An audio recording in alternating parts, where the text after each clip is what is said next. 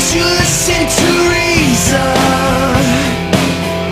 Will you open your eyes? And we've got Kevin in, is it Ontario? Yes, Ontario, Canada. How are you guys today? Good, how are you? Good, thanks. First, I just want to say I appreciate that you guys allow both sides to call in, because I am in the opposition to what you guys believe. I'm a diehard believer in the Bible from cover to cover. We actually prefer Christian callers, so you're getting you're getting favoritism. Yeah, I'd rather not get any atheist calls. Oh, good. Now, oh boy, I don't even know where to start here, because I mean, I've seen so many proofs that the Bible has come through to be something that we can believe in as truth, like prophecies that have been fulfilled before the world's eyes in our time. If you want, we can open that up. If you want, we can open that up and unpack that and maybe talk about a prophecy. Okay. You called in about something specific, and just a reminder, there's only like 23 minutes left in the show, so I want to make sure you get your point when we get to discuss it a bit. Okay, I'll try to be quick then. I mean, in Isaiah 66:8, a nation will be born in a day. That happened on May 14th, 1948, when in the UN it was voted that Israel be recognized as a state from that day forward. How do you know that's what Isaiah was talking about? Because of the fact that it happened, and we've seen the evidence. It happened in 1948. No, you've got a prediction that a nation will be formed in a day, and then you go out and you pick the nation that you think was formed in a day, and you draw a connection between the two. I'm asking for what's the justification between the connection, because some might say, July 4, 1776. I mean, if you want to get so insular about, we're going to pick. I mean, aren't all nations, as soon as their respective declarations are signed and stuff, don't they have an official day that this is the day? So in any case, even if it was the only one we had an example of, I want to know what makes you think that Isaiah was specifically talking about this one? It's a good point. Perhaps I might not be able to answer that, except for I could put in all the other ones that say all the things that go along with it, like it would be left a desolate desert for many years, which it was. No one would be able to get anything to grow there, but when the Jews get there and the place flourishes miraculously, well, they helped too. Have you been there? I know that they are a leading producer of fruits to the world in competition with their surrounding nations over there. I would call that a Bible prophecy fulfillment.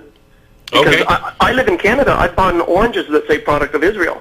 It said they would fill the world with fruit. Okay. I don't have information in front of me about whether or not Israel provides more oranges than, let's say, Florida or not. And I don't really care, because when we're talking about these things, here's the thing with predictions, which is the word I'll use instead of prophecy, because I think prophecy carries baggage that you can't even begin to support. But if you make a prediction, how do you go about, what are the requirements for us to determining whether or not that prediction comes true? For one thing, it needs to be specific. It needs to be fulfillable by only a single occurrence. It needs to be something that isn't prone to interpretation at all. And it needs to be something that is non-trivial. So, for example, if I go in to a restaurant and we're going to El Arroyo tonight, I'll order chicken flautas. Am I making a prediction when the waiter brings me this? And I'm asking that because there are many occasions where you have a quote-unquote prediction that is public that many people are consistently working towards fulfilling. And so, in particular, with these predictions that are about the state of Israel, there were many people over many years that were actively working to fulfill it. And I don't see that there's anything miraculous about, and there's nothing more miraculous about saying, hey, we're going to have a nation state of Israel, and then it ends up being true, then, hey, I'd like chicken flautas, and the waiter brings them to me. Well, I don't know that humans would have the power to make it happen, especially after the Jews being on the brink of extinction from Hitler and the Nazis, and then they bounce back and get their nation. That's a miracle. That's pretty amazing. Humans made it happen. This was an act of the United Nations we're talking about here. How are you attributing this to a god? Okay, but it wasn't the Jews. It was out of their power. Okay. So the United Nations is miraculous, not God.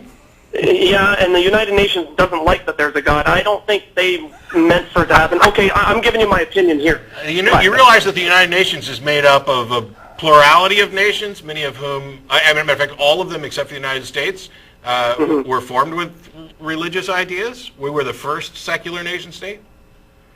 Well, there are a lot of religious nations, yes. That's informative to me. Thank you. But, I mean, there's more. They got there, they were attacked by surrounding nations, outnumbered army personnel, 80-1, and they miraculously won. When Hebrew hadn't even been revived yet, they're all speaking different languages, coming from other countries. How are they supposed to put together an army and defeat, 5 attacking nations that were ready and established? Within the first week they got there, and they won. It's amazing. It is a miracle from God. Okay, I don't see it as a miracle. And I don't know enough history about the specifics to go into it, but I don't see that it's a miracle. I don't know where you get that justification. But what I had here was that you called in to provide scientific evidence of a global flood. Okay, sure, yeah. It is easy to tell that, and it's been told by different creation scientists, and I will say specifically there are no Kent such thing, Hovind. by the Kent way, as Hovind, he brought creation so much to the world to see, and his stuff is amazing, and to turn a blind eye to it when he gives you the evidence. Layers of rock, sedimentary rock. That means settled by water. Simple enough right there. Like he says, you put water and dirt in a jar, shake it up, and it'll settle out in its densities of the different layers of what, the densities of the rock. And you can see these layers all over the world. And trees running through different layers of them. The trees being there is evidence of a global catastrophe. Yeah, no, it's actually not. Well, it's not evidence of a global flood. I'd actually recommend that you stop by TalkOrigins.org. They have an index that addresses pretty much every creationist claim. Even a lot of Christians and Christian groups don't even attempt to make the claim of a global flood because it's such an absurd claim. First of all, you'd have to account for where the water came from and where it went. But I'm sure that you can just say God miraculously made water and God miraculously made water disappear. The geological column doesn't actually support this. The ice cores that we've taken don't show any signs. They go back 40,000 years. They don't show any signs of a global flood. There are civilizations that survived from the time of the time that the flood's dated to, before and after, that don't seem to notice at all. And if you're going to argue for a global flood where God wiped out everybody except for a single family of 8, even without going to any science, even if we just stuck to your own Bible that you like so much, if you follow the timeline of the Bible, 150 years after this flood, there's a civilization that is big enough that and have already seemingly forgotten about this God who saved their 8 ancestors 150 years ago, that they're building a Tower of Babel. That's absurd. There's no way a population could grow that fast, and even if it could, it's absurd. It reminds me of the story of the Israelites and wandering in the desert for 40 years and stuff, for which there's no archaeological evidence support for. But you've got this claim where the Israelites they're witness to all of these horrible plagues, and then God miracles the water so that they can walk across on dry land, and he leads them along by a pillar of cloud by day and a pillar of fire by night, and feeds them manna from heaven, and leads them on towards a mountain, and Moses disappears for 40 days, and they're like, screw that God, let's make a new one. How crazy is that? The Bible doesn't make any sense on its own. And when you start taking a look at the science, which is, first of all, you said creation science, it's not science, and creation scientists. So you may find scientists who are creationists, but there's no scientific evidence supporting creationism. So when you actually look at what actual geologists have to say, for example, none of them are accepting anything like a global flood because we know too much about different ages of mountains, the different ways things are formed, the fact that the flood would cause problems with plant species not surviving, with diseases not surviving, the fact that we have different freshwater and seawater fishes. The entire claim is absolutely absurd. And there are, in fact, scientific explanations for things like trees that cross strata. And the geological column is not an example of sedimentary laydown as if it came from a single flood. I mean, it's just, and the answers are actually out here. I mean, these are things that have been raised. Granted, I don't have an encyclopedia right in front of me, and I'm not an actual geologist or a scientist of any type. But a quick Google search in 20 or 30 minutes at like TalkOrigins.org will give you the actual science on this and the reason why these claims don't stand. Okay, well, you said a lot there. You mentioned where all the water came from. I do know the Bible says the fountains of the deep broke open, and these break marks are still in the ocean today. How do you know wow. Okay, go ahead, continue. You used to be able to buy globes in a store that would have them on it. All of a sudden, they've disappeared. I've noticed you can't buy them anymore.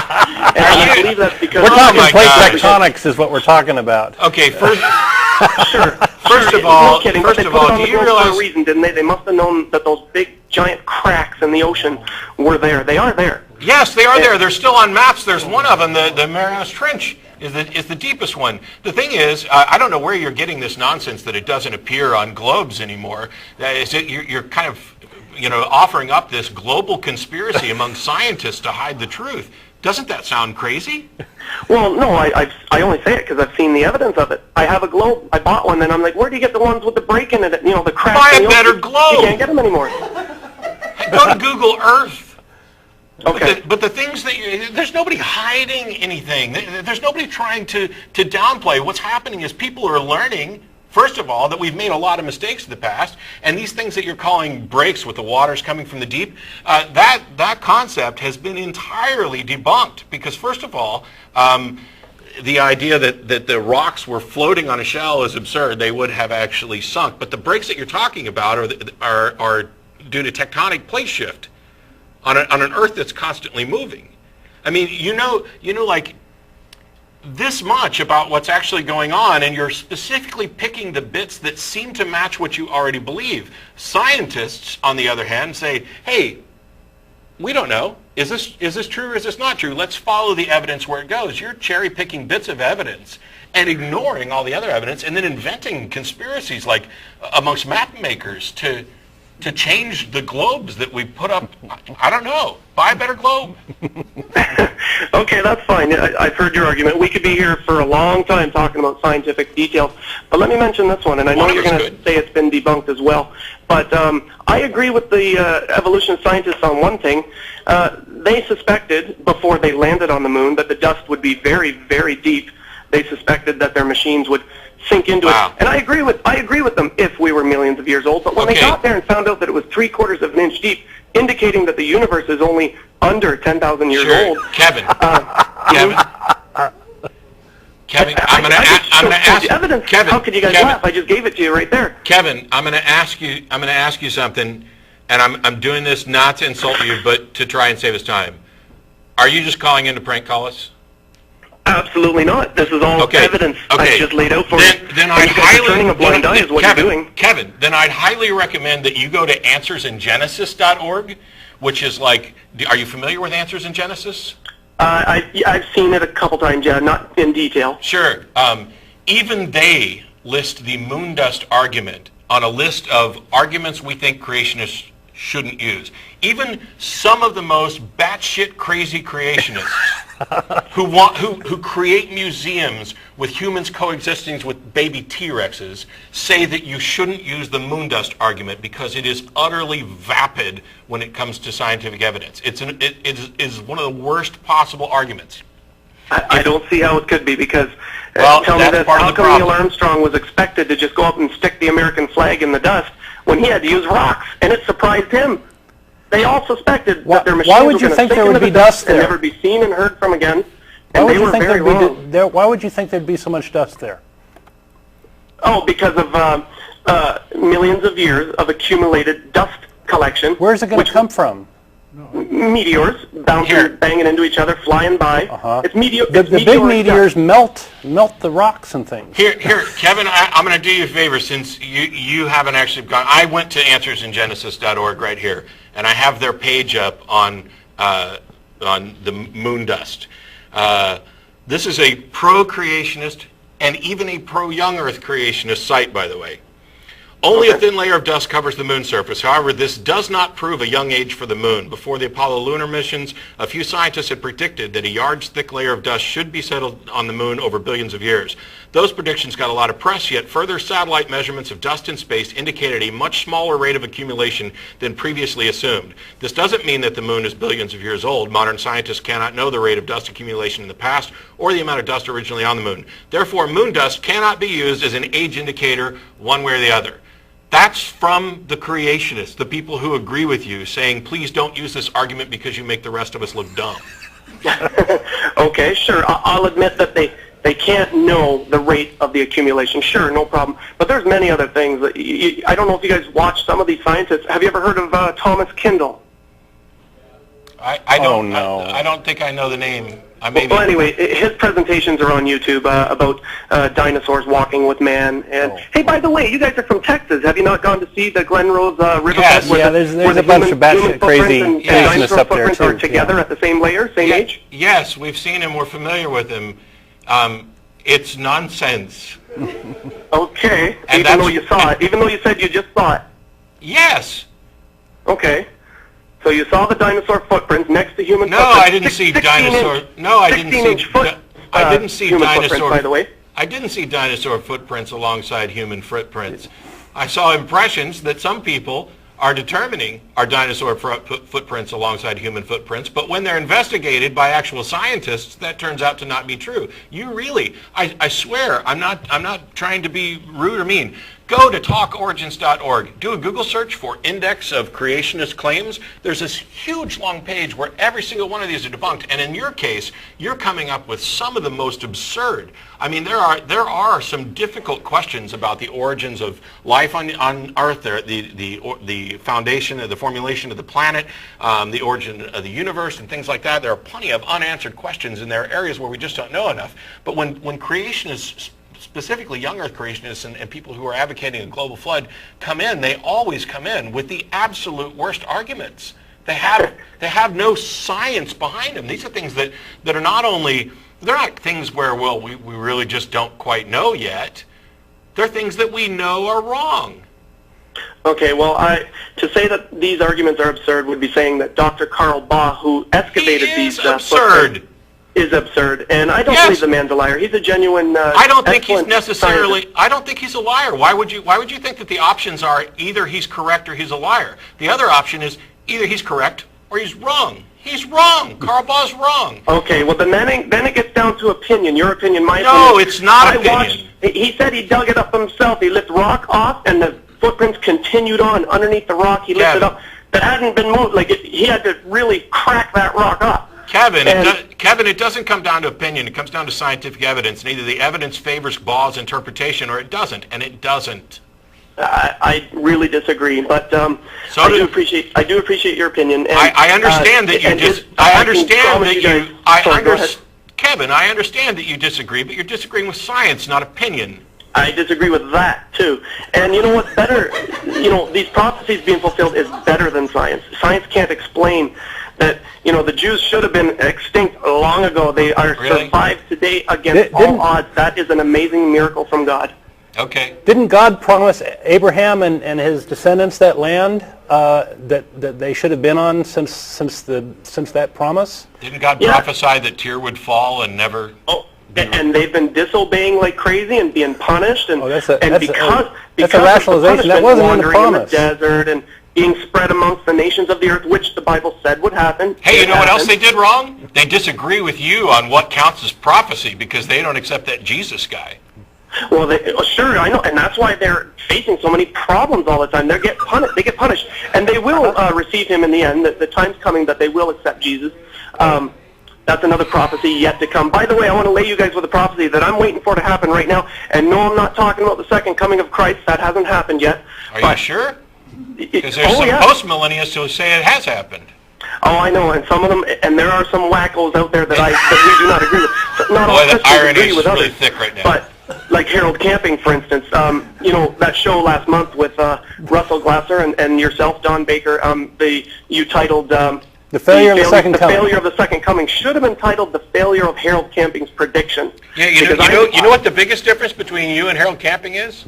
What's that? Harold Camping admitted he was wrong and apologized.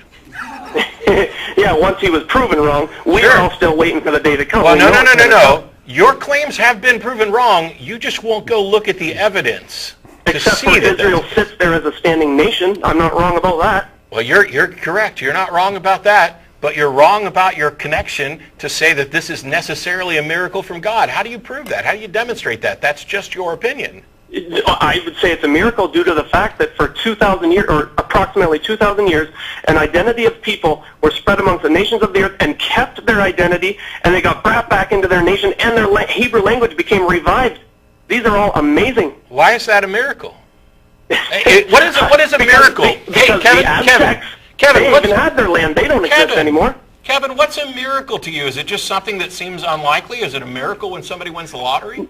No, it's a miracle, especially when the Bible predicts something's going to happen, and it happens to a T. So a miracle is something that can be spun to confirm the Bible.